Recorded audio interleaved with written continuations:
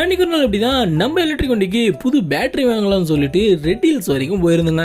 போகும்போது தான் பார்த்தீங்கன்னா பின்டயரில் காற்று கம்மியாக இருந்திருக்கு. என்னடான்னு பார்த்தோம்னா காற்று லீக் ஆகிக்கிட்டு இருக்குங்க.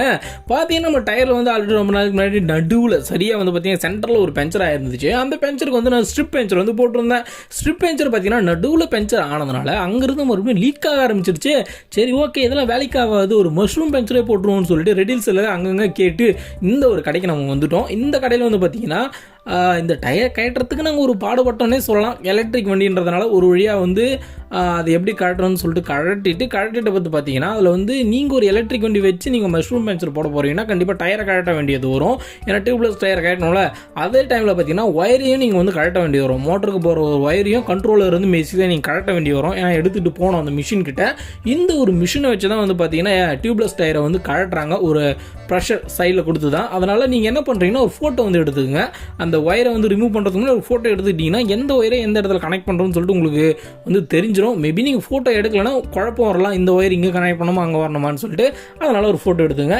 சரி ஓகேன்னு சொல்லிட்டு நானும் இவருக்கு தாத்தா கிட்ட வந்து கொடுத்துட்டேன். அவர் வந்து டயரை கழட்டி அருமையாக வந்து மஷ்ரூம் பெஞ்சர் வந்து போட்டு கொடுத்துட்டாரு.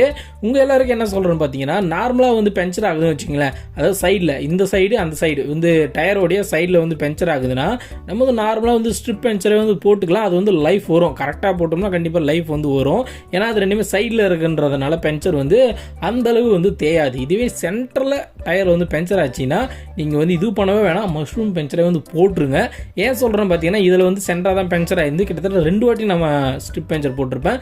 ஃபஸ்ட் வாட்டி போடும்போது என்னாச்சுன்னு கேட்டிங்கன்னா ஃபுல்லாக தேஞ்சிருச்சு. நடுவு தானே ஃபுல்லாக தேயும், ஃபுல்லாக வந்து தேஞ்சிடுச்சு. அதுக்கப்புறம் பார்த்தீங்கன்னா சில கல் ஜெல்லி இதுமாரி இருக்கிற ரோட்லலாம் போக சொல்ல அந்த கல் என்ன பண்ணுதுன்னா கரெக்டாக அந்த ஸ்ட்ரிப்பை போய்ட்டு அழுத்தி விட்டுருது உள்ள அது இன்னும் கொஞ்சம் உள்ளே போகிறதுனால உள்ளே இருக்க காற்று எல்லாமே வெளியே வர ஆரம்பிச்சிருது.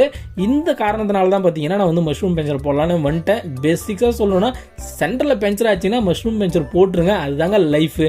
பார்த்தீங்கன்னா இந்த பெஞ்சருக்கு வந்து பார்த்தீங்கன்னா 250 ரூபா வந்து பேசிக்ஸாக வந்து நான் வந்து கொடுத்துருந்தேன். நீங்கள் வந்து மஷ்ரூம் பெஞ்சர் ஆல்ரெடி போட்டிருந்தீங்கன்னா அதுக்கு எவ்வளோ ப்ரைஸ் வந்து கொடுத்துருந்து கீழே கமெண்ட் செக்ஷனில் சொல்லுங்கள். அதோடு மட்டும் இல்லாமல் நம்ம எலக்ட்ரிக் பைக் வந்து புது பேட்டரி வந்து வாங்க போகிறோம். கிட்டத்தட்ட அதுக்கான ப்ரைஸ் அது எங்கே வாங்க போகிறேன், வாங்கி ஓட்டிட்டு அதுக்கான ரிவ்யூலாம் அடுத்தடுத்த வீடியோவில் வந்து கண்டிப்பாக வந்து அப்டேட் வந்து பண்ணுறேன். அதனால் சேனலை வந்து சப்ஸ்கிரைப் பண்ணி நீங்கள் வந்து ரெட் ஹில்ஸ் திருவள்ளூர் சைடு வந்து இருக்கீங்கன்னா கண்டிப்பாக உங்களுக்கு வந்து இந்த ஒரு ஸ்பாட்டில் பேட்டரி வாங்குறது நல்லா இருக்கும்னு நான் நினைக்கிறேன்.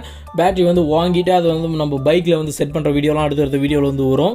செட் பண்ணி முடிச்சுட்டு ஓட்டி பார்த்துட்டு எந்த மாதிரி இருக்குன்றதை அடுத்த வீடியோ ரிவ்யூவாக சொல்கிறேன். சேனலை சப்ஸ்கிரைப்